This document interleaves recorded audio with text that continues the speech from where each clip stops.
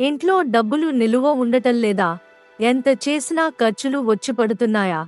అయితే వాస్తు శాస్త్రము ఏం పరిష్కారాలు చెబుతుంది చూద్దాం. వాస్తు శాస్త్రం ప్రకారం ఉత్తరము కుబేర స్థానం అంటారు. ఉత్తరము ఎటువంటి చెత్త వేయకుండా, దుమ్ము మరియు ధూళి లేకుండా శుభ్రతగా ఉంచుకోవాలి. ఇక్కడ నుంచి వచ్చే శక్తి జీవిత స్థితిని కొంత నిర్ణయిస్తుంది అని శాస్త్రం. ఉత్తరము దిక్కున ఎంత శుభ్రంగా ఉంటే ఇంట్లో ఆరోగ్యం మరియు సంపద నిలబడుతుంది. రోజు మనం గమనించకుండా ఉండేవి, తెలియక పొరపాటు చేసేవి ఏంటంటే ఇంట్లో ఉండే ట్యాప్ నీరు లీక్ అవుతుంటే వెంటనే రిపేరు చేయించాలి. ఎందుకంటే నీళ్లు ఎలాగైతే లీక్ అవుతాయో అదే విధంగా ఆదాయం కూడా వృధా అవుతుందని వాస్తు శాస్త్రం నిపుణులు చెబుతారు. అందరికీ ఎంతో తెలిసిన విషయము ఈశాన్య దిశ గురించి. ఇంట్లో శాంతి డబ్బు ఉండాలంటే తూర్పు వైపున ఈశాన్య దిశలో పూజ గది ఉంటే మంచిది.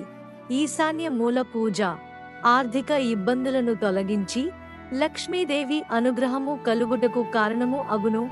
ఈశాన్య మూల పూజ గదిలో పూజ చేస్తే చాలా శుభం అని వాస్తు శాస్త్రం నిపుణులు చెబుతారు. చాలా మంది ఇళ్లలో పగిలిన వస్తువులను లేదా విరిగిన వస్తువులను పెట్టుకుంటారు. అయితే అలాంటి వస్తువులను తీసిపడేయాలి.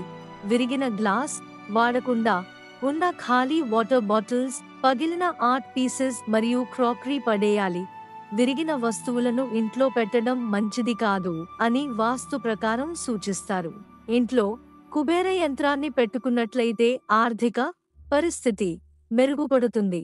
అయితే కుబేర యంత్రాన్ని ఈశాన్య దిశలో పెట్టుకోవాలని సూచించబడింది.